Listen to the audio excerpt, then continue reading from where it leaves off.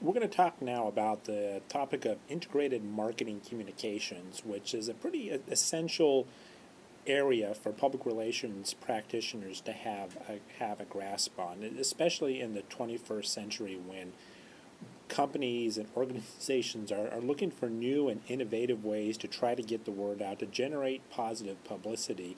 You look at the different forms that are out there, and the book opens up talking about advertising, talking about marketing, and talking about the difference between public relations. A lot of times, not one of those is the ideal method. What is needed is some sort of merger of the three, and that's where integrated marketing communications come in. It's a lot of it involves using as the book talks about, new media, social media such as YouTube, and just using new and creative ways to try to, like I said, generate positive publicity about your organization. Let's start off. I think it helps, though, to understand the difference between marketing, advertising, and public relations. Excuse me, because those are areas that get confused quite often.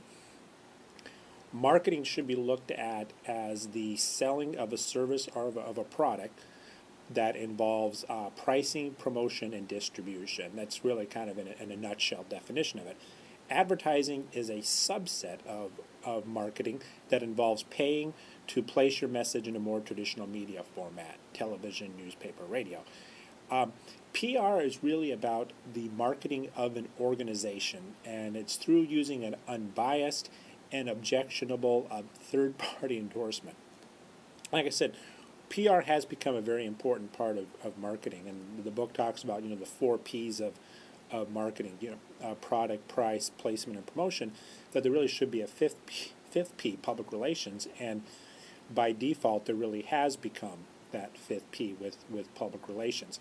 A lot of that has to do with some of the difficulties and challenges that organizations are facing from corporate scandal, product recalls, activist groups, consumers wanting to know what's the social policy, social philosophy is of the organization selling a product. And when those issues come up, the advertisers and the marketers are going, wow, this is really outside of our jurisdiction. It's something to respond to. That's where public relations comes in, working with advertising, working with marketing to get honest and accurate information out there, and through unusual challenges sometimes.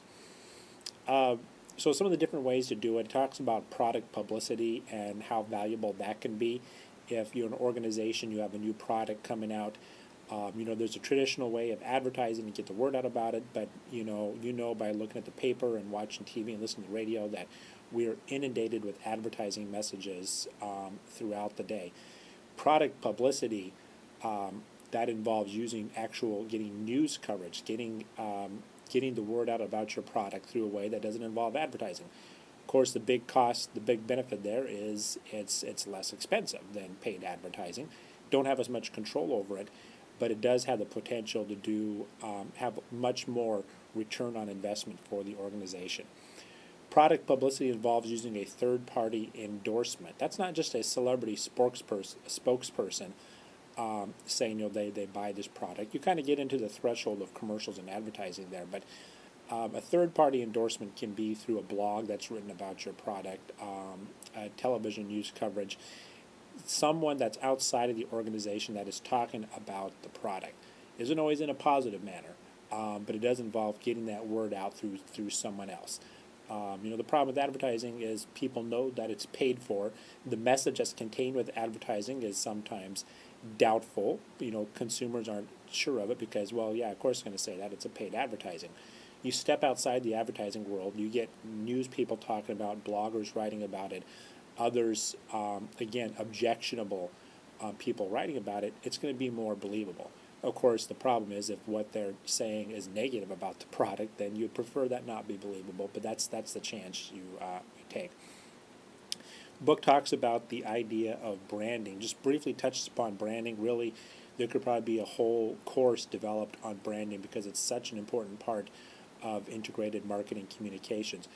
The way to look at what branding is, because you hear lots of different definitions, people think of branding as being just the company's logo, but it's about so much more than that.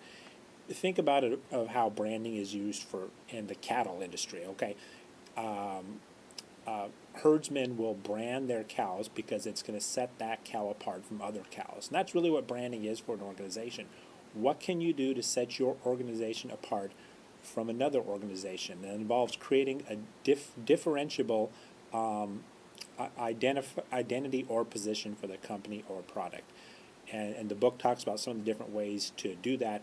Be early, be memorable, be aggressive, use heritage, create a personality. Again, there are books after books out there about branding. Some great spokespeople out there who talk about branding. That this really could go on for a little bit. But you get enough, I think, in the chapter to get a basic idea of what it is. So the type of advertising that you do see done within public relations, there is public relations advertising, but it has more to do with image advertising than it does actual product advertising. And some good examples, if you look in the newspaper or TV here in the Fairbanks area, you oftentimes see commercials that run for Fairbanks Memorial Hospital or for Alyeska or BP. Those type of spots, they're about selling and promoting the organization. They're not about a particular product involved. Again, it's the idea of image advertising. And the book talks about, on page, I think, 348, some of the different ways where public relations advertising can be utilized in an effective manner.